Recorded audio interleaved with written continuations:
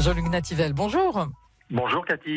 Alors Jean-Luc, vous êtes agrégé de philosophie, vous êtes professeur, écrivain et aujourd'hui c'est un petit peu particulier puisque vous allez nous parler de sociobiologie et on va surtout comprendre que ça va bien au-delà des éprouvettes des labos. Oui, exactement. Je voudrais dire combien notre époque est un petit peu injuste parce que pendant des semaines, la une des journaux a été occupée par la mort de deux pseudo-scientifiques qui croyaient pas à la science puisqu'ils avaient refusé d'être vaccinés. Et on a passé également, dans le même temps, on a passé sous silence la mort le 26 décembre d'un des scientifiques les plus importants des 50 dernières années, à savoir Edward Osborne Wilson. Il est né en 1929 et Wilson était notamment un grand spécialiste des fourmis. C'est lui qui a découvert les phéromones, par exemple, ces substances chimiques qu'elles déposent et par lesquelles elles communiquent entre elles.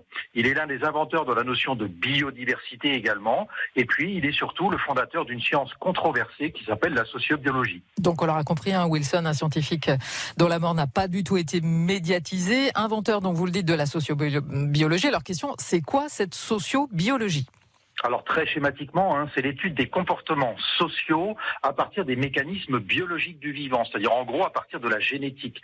Ce qui veut dire que les conduites d'entraide entre les animaux, ce qu'on appelle les conduites altruistes avec des guillemets, seraient inscrites dans les gènes. La sociobiologie a donc été fondée sur l'idée de ce qu'on appelle une sélection de parentèle. En gros également, un animal donc se sacrifiant pour son frère, on parle là de scarabées, de poulets et même de bactéries en gros, eh bien permettrait à son frère de survivre parce que il favorise, en permettant à son frère de survivre, il favorise la pérennité des gènes qui le constituent, puisque le frère a les mêmes en gros. Ce qui veut dire qu'il y aurait là en somme un mécanisme que la nature sélectionne, d'où le titre d'un livre de Richard Dawkins qui a eu beaucoup de succès, qui s'appelait Le gène égoïste.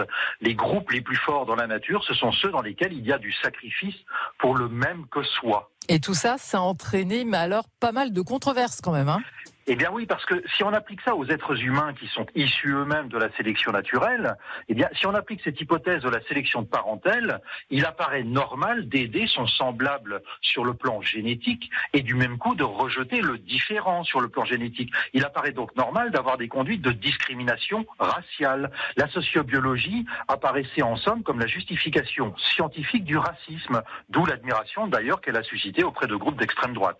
Sauf que, en 2004, Wilson a totalement réfuté son hypothèse de départ. Il a montré qu'il n'y avait absolument aucune preuve de ce qu'on appelle donc cette sélection de parentèle. Au contraire, il a montré que les conduites de coopération étaient dues à des causes naturelles, écologiques, par exemple l'arrivée d'un prédateur, un changement dans le climat, etc. Et c'est du même coup par l'entraide au sein du groupe que le groupe a pu survivre, perdurer, s'est reproduit, etc. Et qu'au fil des générations est apparue une certaine forme de proximité génétique.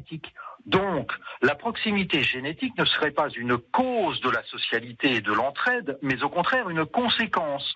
Non seulement donc, la sociobiologie ne justifie pas le racisme, mais elle montre que l'humanité ne s'est pas développée par le rejet du différent, qu'il n'y a aucune soi-disant pureté dans nos gènes.